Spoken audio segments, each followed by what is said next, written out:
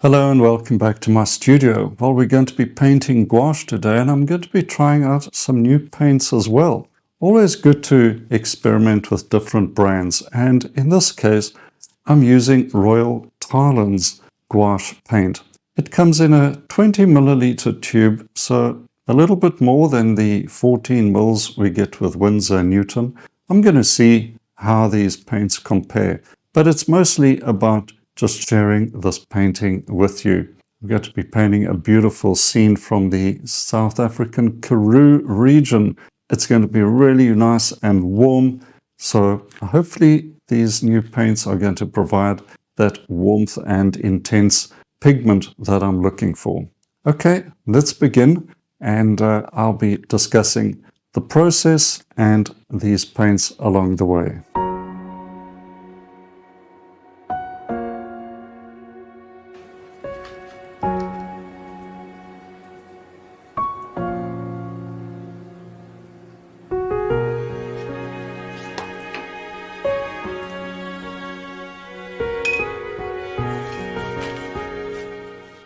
I'm going to start off with giving my paints a bit of a clean up in the palette. I just add a touch of water. The paint is already damp from my Stay Wet palette. Those are the colors I'll be working with. And if you're interested in a Stay Wet palette like this, there's a link to that in the description.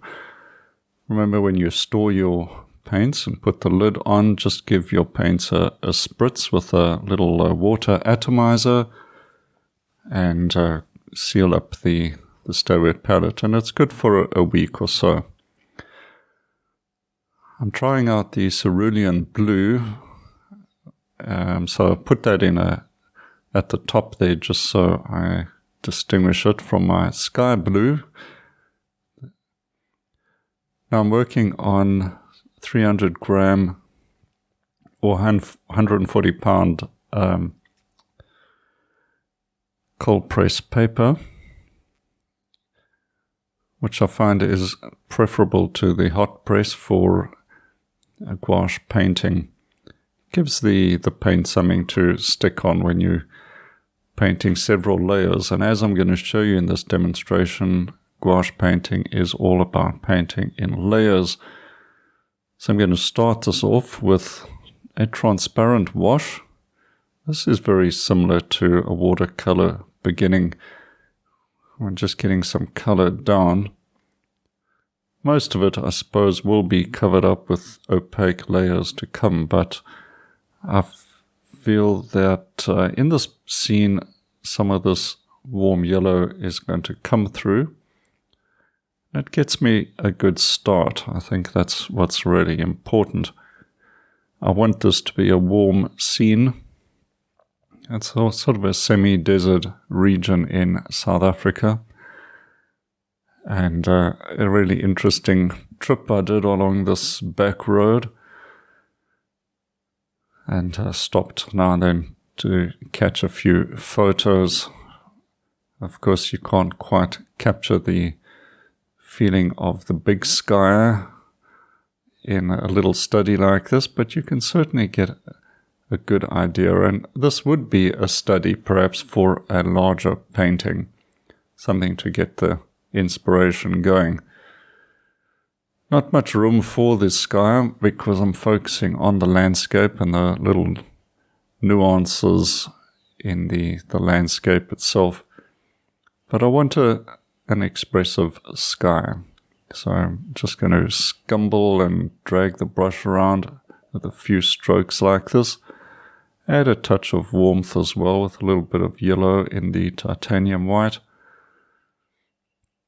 And we'll see how things develop, whether I need to go back to that or not. Just a little bit warmer. Titanium white is, of course, quite cold, so I'm always adding a touch of warmth to it if I'm putting it into a sky. Now I'm going to figure out some color for the distant hills. Just try it out. That's more of an underpainting I'm putting in now, but clearly way too light. So I'm going to mix up a few greys for the shadows, also the distant mountain, just showing in the distance there. Quite a distinctive feature in that part of the world. And then the hills in the background are sort of a warm greenish, greyish color. So you throw in some colors to get an idea. Let's say yellow ochre, touch of blue, and maybe a little touch of red as well, and you get these sort of greyish colors that look very atmospheric in the distance, bringing in a bit more yellow for the sunlit side of the hills. And we start trying to suggest things way back there, perhaps light on some trees, a distant gap in the hills there, showing up another plane in the background. A lot of these gouache colors, as they go down, seem a little bright, but they dry down and get that sort of dry, velvety look very quickly. So very often you'll see me going back and forth if I've lost a light color and I want to re-establish that. I'll go over it again. Just give it a chance to dry down a bit. And already that valley is starting to look fairly interesting. I hope I can keep it that way. There's quite a lot of work in the foreground. I want the landscape to look interesting with lots of little dots and suggestion of these scrubby desert bushes we get, and sort of the dry grass in between. Maybe this reminds you of other parts of the world. I've been told it could be perhaps like a Southern California scene. I can't comment on that, but I guess the idea is pretty much the same. You've got this big sky and these sort of ancient landscapes trying to survive in very harsh conditions. We actually took a wrong turn on this particular trip and ended up going on this back road to link up with another small town in what is called the Karoo region in South Africa. And initially we were a little bit annoyed that we were taking this detour, but the road actually is, or was at that time anyway, quite good. There'd be no rains or anything, so it was nice and firm, and we had some beautiful sights along the way, and as I said, stopped quite often to get reference photos like this. Really doesn't do justice to that beautiful open air, quiet, just the sound of the wind through the thorn bushes. It's really quite magical. So it's a big ask to try to create this, recreate this in a little, what is this, A5 size piece of paper. But I'm going to do my best, at least, to create something interesting and treat it as a color study for perhaps a larger painting. So now, using this burnt sienna, this Royal Talens burnt sienna, I find is a little redder than the Winsor & Newton Designers Gouache burnt sienna. I have added a touch of alizarin to it, but the burnt sienna itself has definitely got a warmer reddish touch to it. not bad, not displeasing or in any way. These dirt roads have got a lot of sort of bluish gravel on them, so I've had a touch of the cerulean to the foreground. Now this road I will be building up in a series of layers and brush strokes in a way to hopefully make it interesting and not too, not too typical, just a road. But I'm going to try to get lots of sort of broken color strokes and a little bit haphazard look to it. So we keep on. You paint one area in gouache and then you sort of move to another area and let the wet paint sort of dry down halfway, and then you can go back to it because gouache reactivates so rapidly under wet paint, and you can end up fighting the color and losing your colors so much that you have to keep going back, and it can at some point get quite muddy. So you got to be patient, work different areas and go back and forth. So at this point I'm establishing a blocking in or a foundation over that first warm wash I put in, and you can see how adding white paint cools things down quite a bit, and you can decide how much opaque color you want to use and let perhaps some of your initial wash show through. But I will be adding warmer color. I want the cooler sort of atmospheric colors in the middle distance and the distance to create a sense of depth, and then bring these warmer colors as I'm doing here in the foreground to raise the foreground to the viewer, so we get that sense of the road heading into the landscape and not up the page. So the landscape or the road's got to cool down in color temperature as it moves into the distance. Right, starting with the shrubbery and bushes and etc., a little more saturated color in the foreground and larger shapes, and then cooler heading into the distance. We've got some cactuses there as well, like some sort of agave type cactuses, which have that beautiful cool bluish gray.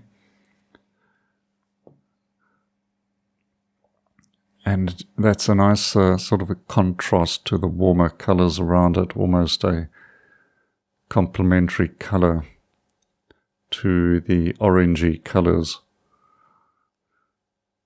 So look out for that, of course, complementary colors like the reddish colors of the road against some of the cooler greens.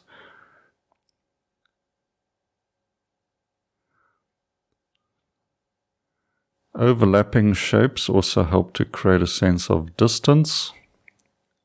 Obviously, cooler colors in the distance, colors or shapes get smaller as well,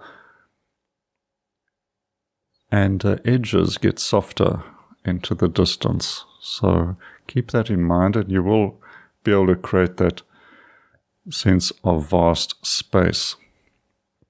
All right, back into some warmer colors for the road once again. Layer number 4 or 5, probably only halfway by the time I'm done with this. But each layer is only partially covering some areas of the scene. And that way you build more complexity and interest, but you don't have to eliminate everything you've already painted.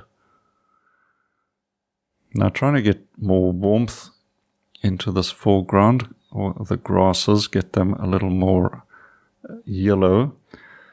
Now in this part of the countryside, the the earth itself is quite red. You can get a hint of that already from the reference.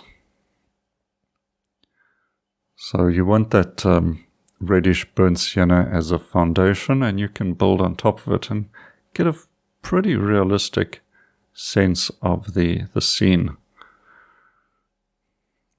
It would be great to be painting this out as a plein air painting if I had the time, and you can imagine being the only person out there and setting up your painting in that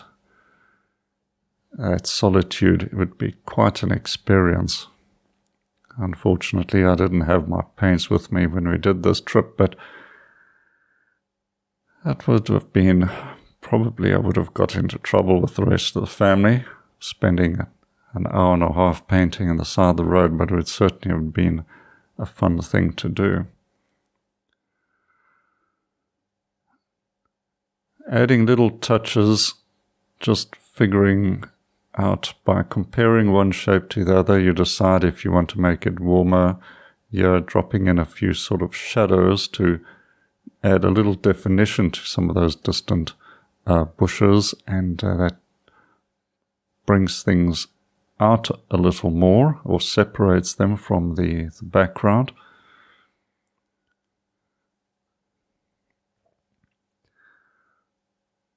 Once you start really looking at the landscape very closely, you can see so much going on. At first glance you think, well, there's not much at all. But very complex interrelationship between little shapes and slight color variations.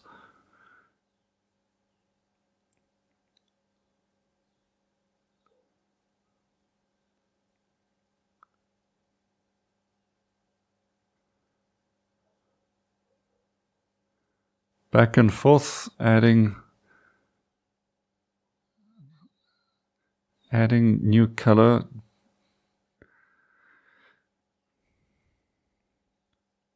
A little bit more interest in the road. We need a few stronger shapes.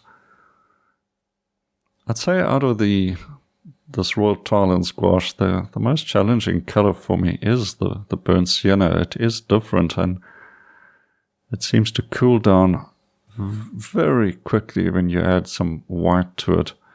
So I'm constantly bringing a warm color back into the mix to get the warmth of the burnt sienna. Now scumbling a few lighter colors and a few larger, warmer strokes in the foreground.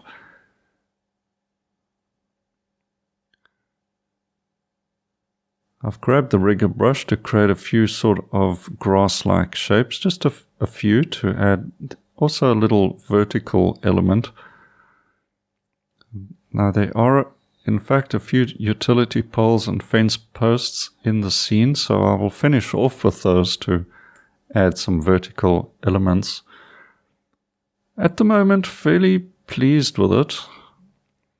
I want to add a little bit of a halo on that distant hill, dropping in some lighter color, and as usual it will dry down and assimilate itself into the layers there. So sometimes this back and forth can get a little frustrating if you're not patient.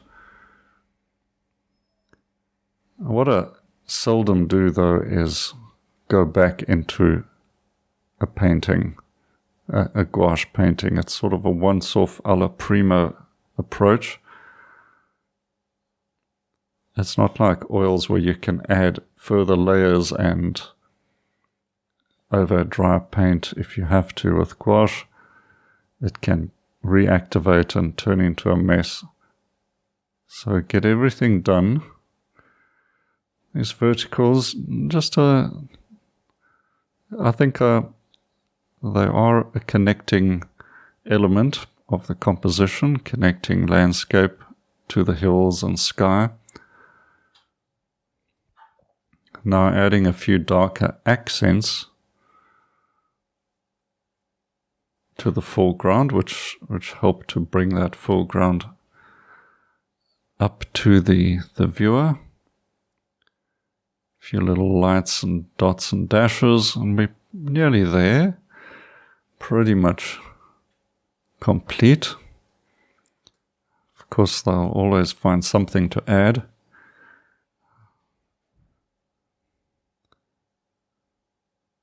Perhaps suggesting a few little highlights in the back there. Let's sign it off and get the tape off and have a look at it. And so I definitely think the mood of the scene, or that sort of empty space with a quiet, peaceful scene, I think that's been captured. Just tone down these dark lines further back there. But yeah, I'm happy with that. So we'll end it off here.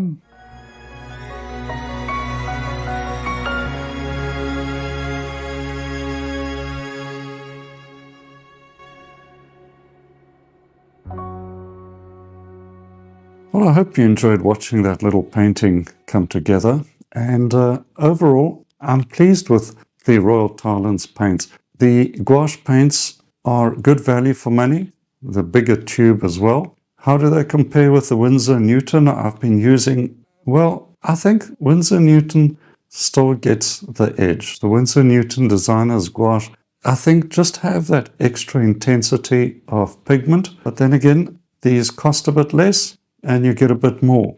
So you weigh up the pros and cons. Either way, you're still going to get a lovely painting out of it. Okay, well, there's going to be more painting coming up soon, and if you don't want to miss that, subscribe to the channel, hit the notifications, and you won't miss another video. Let me know in the comments what you think of the painting as well, and what you'd like to see coming up in the future. Okay, until then, happy painting and cheers for now.